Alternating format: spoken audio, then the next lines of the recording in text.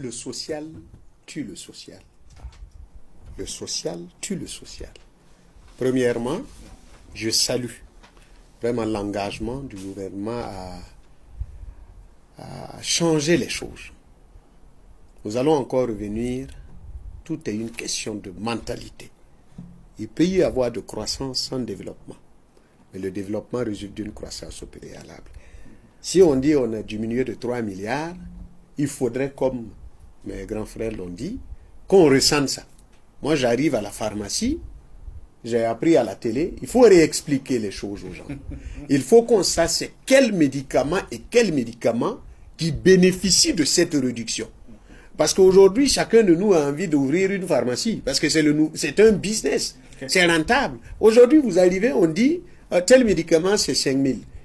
3 jours après, 4 jours après, vous arrivez, vous trouvez que les prix diffèrent des pharmacies, alors qu'on a les mêmes pharmacies. On ne comprend pas. Alors, moi, j'arrive avec mon malade, on va me dire, pour moi, à la télé, on a dit, on a réduit 57%. OK, l'État va mettre 3 milliards. Donc, pour moi, mon sirop, s'il était à 2 000, moi, j'arrive, j'exige que le sirop soit à 1 000 francs. Ou bien à 400 francs. Il faudrait qu'on nous présente c'est quel médicament, c'est quel comprimé qui bénéficie de cette réduction. Parce qu'on se connaît ici au Burkina. Nous nous connaissons ici au Burkina. L'État va prendre la mesure et maintenant c'est dans l'application le problème. Le docteur l'a si bien dit.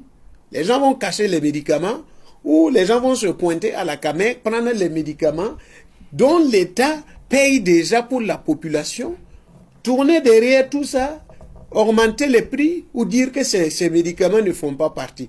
Ou bien c'est quand ça est dans telle pharmacie que ça coûte à ce prix et quand c'est rendu ici, c'est comme ça.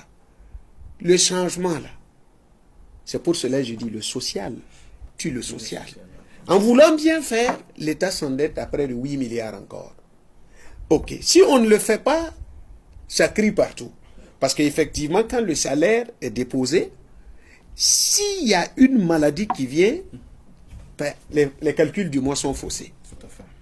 Et quand vous arrivez souvent, il y a souvent certaines prescriptions dans les hôpitaux même que vous ne comprenez pas. On peut prescrire médicaments, quand tu arrives, c'est 89 000 pour quelqu'un qui touche un salaire de 100 000 francs. C'est pour cela qu'il faut forcément que ça se ressente. Voilà, dans nos paniers là, il faut qu'on arrive à ressentir qu'il y a vraiment une réduction. Sinon, si on continue, et on sait ici, les périodes où les pharmacies font de l'argent, on sait.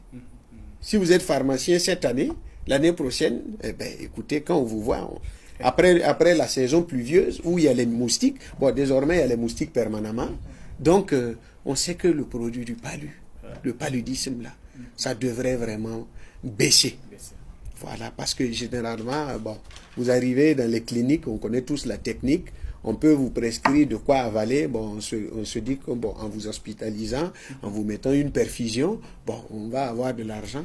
Donc, c'est leur système aussi de fonctionner. Donc, il faut que l'État centre cette réduction dans les perfusions, dans tout ce qui a trait au paludisme là, pour faire une réduction. Sinon, si ça ne diminue pas, les nouveaux magiciens vont encore avoir des clients. Vous voyez que chaque jour, quelqu'un est apparu dans tel village. C'est quoi? Puisque quand tu pars à l'hôpital, pourquoi l'hôpital a le taux de mortalité élevé? C'est parce que déjà les gens prennent le peu de moyens d'aller dans les cliniques. On suce les gens. Quand on ne peut plus rien faire pour eux, on dit il faut aller à l'hôpital. Quand ça arrive à l'hôpital, moi j'ai côtoyé les hôpitaux. J'ai vu que quelqu'un peut, à cause de 2000 francs, prendre un malade rentrer à la maison. On a eu à payer l'oxygène pour des gens. Et je me suis posé la question, mais il n'y a pas de social ici. Donc, la mesure est salutaire, mais il faut veiller à ce que les gens appliquent. D'accord.